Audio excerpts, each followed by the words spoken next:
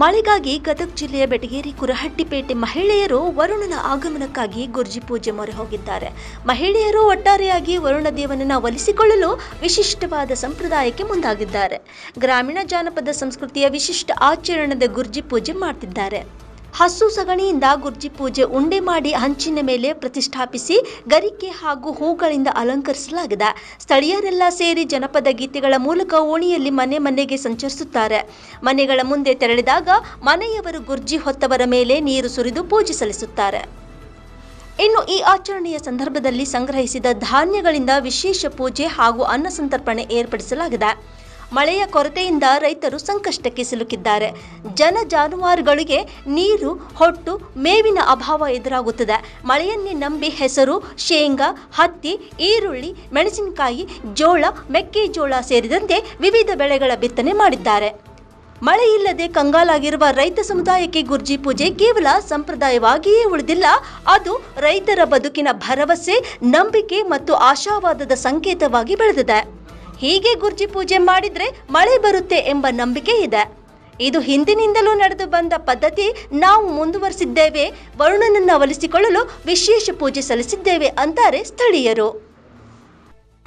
ಬೆಟಗೇರಿ ಭಾಗದಲ್ಲಿ ಇವತ್ತು ಗುರ್ಜಿ ಆಟವನ್ನು ರೈತ ಮಹಿಳೆಯರೆಲ್ಲರೂ ಸೇರಿ ಮನೆ ಮನೆಗೆ ತೆರಳಿ ಗುರ್ಜಿ ಪೂಜೆ ಮಾಡಿಸಿಕೊಂಡು ರೈತರ ಮನೆಯಲ್ಲಿ ಬೆಳೆದಿರ್ತಕ್ಕಂಥ ದವಸ ಧಾನ್ಯಗಳನ್ನು ತಗೊಂಡು ಇದರ ಮುಖಾಂತರ ಅಡುಗೆಯನ್ನು ಮಾಡಿ ಬಂದಿರತಕ್ಕಂಥ ಎಲ್ಲ ಸಾರ್ವಜನಿಕರಿಗೆ ಪ್ರಸಾದ ವಿತರಣೆ ಮಾಡ್ತಾರೆ. ಇದನ್ನು ಯಾಕೆ ಮಾಡ್ತಾರೆ ಅಂದರೆ ಪ್ರತಿ ವರ್ಷ ಹಿಂಗೆ ಬರಗಾಲ ಬಿದ್ದಾಗ ಯಾವಾಗ ಬರಗಾಲ ಬೀಳ್ತೈತಿ, ಹಿಂಗೆ ಗುರ್ಜಿ ಆಟವನ್ನು ಮಹಿಳೆಯರು ಸೇರಿ ಆಟ ಆಡಿ ಗುರ್ಜಿ ಪೂಜೆಯನ್ನು ಮಾಡಿ ಬಂದಂತಕ್ಕಂಥ ಎಲ್ಲ ಸಾರ್ವಜನಿಕರು ಪ್ರಸಾದ ವ್ಯವಸ್ಥೆಯನ್ನು ಮಾಡ್ತಾರೆ.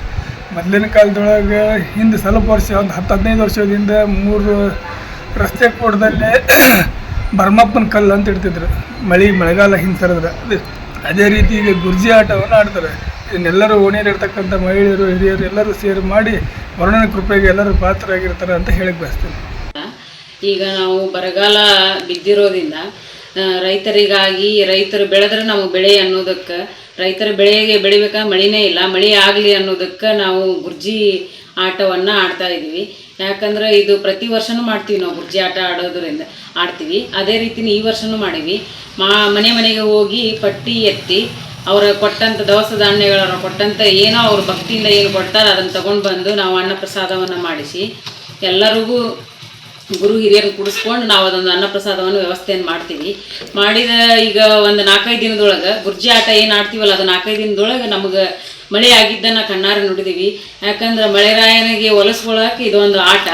ಇದು ಆಟವನ್ನು ಗುರ್ಜಿ ಆಟವನ್ನು ಆಡಿದ ಮೇಲೆ ಮಳೆ ಆಗೈತಿ. ಯಾಕಂದ್ರೆ ರೈತರು ಬೆಳೆ ಬೆಳೆದ್ರೆ ನಮಗೆ ಉಣ್ಣಾಕ ತಿನ್ನಕ ಮತ್ತು ಏನೋ ಇದ್ರೂ ರೊಕ್ಕ ಇದ್ರೆ ಅಂತ ನಡೀತಿದಂತಲ್ಲ. ಈ ಬೆಳೆ ಇತ್ತಂದ್ರೆ ಒಟ್ಟಿಗೆ ಆಹಾರ ಆಗ್ತೈತಿ. ಹಾಗಾಗಿ ರೈತರ ಬೆಳೆ ಬರಬೇಕಂದ್ರೆ ಮಳೆರಾಯ ಬೇಕನ್ನೋದಕ್ಕೆ ನಾವು ಇದು ಗುರ್ಜಿ ಆಟವನ್ನು ಆಡ್ತೀವಿ. ಹಾಗಾಗಿ ಆದಷ್ಟು ಬೇಗ ಮಳೆ ಆಗಲಿ ಅಂತೇಳಿ ಈ ಮೂಲಕ ಹೇಳ್ತೀನಿ. ನಾನು ಸ್ವಾತಿ ಸಂತೋಷ.